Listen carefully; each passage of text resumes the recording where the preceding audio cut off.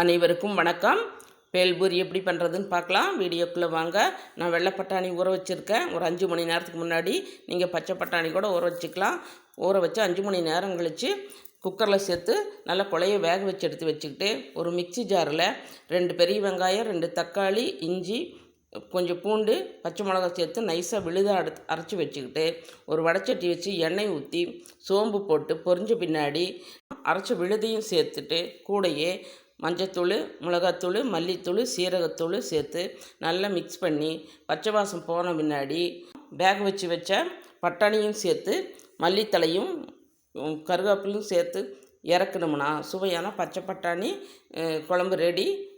இறக்கி வச்சுட்டு ஒரு வடைச்சட்டி வச்சு எண்ணெய் ஊற்றி ரெடிமேட் பூரி தான் போட்டுட்டு கொஞ்சம் காணையும் போட்டு எடுத்து வச்சுக்கிட்டு எல்லாத்தையும் சேர்த்து நம்ம மிக்ஸ் பண்ணலாம். பெரிய பாத்திரம் வச்சு நல்லா முதல்ல பூரியெல்லாம் உடச்சி போட்டு பின்னாடி கேரட்டு போட்டிருக்கேன். நல்ல கேரட்டு, பெரிய வெங்காயம், கூடையே கார்ன் கொஞ்சம் போட்டிருக்கேன். அதையும் சேர்த்துட்டு பொரி 1 கிலோ பொரி இருக்கும் போட்டு மிக்ஸ் பண்ணி விட்டுட்டு கூடையே ஒரு 100 கிராமு மிக்சரு போட்டு எல்லாம் கையாலேயே மிக்ஸ் பண்ணி விட்டுட்டு அது கூட பட்டாணி குழம்பு வச்சதை எடுத்து ஊற்றி மிக்ஸ் பண்ணி மல்லித்தலை தூவி இறக்கி சர்வ் பண்ணால் சுவையான சூப்பரான பேல்பூரி ரெடி.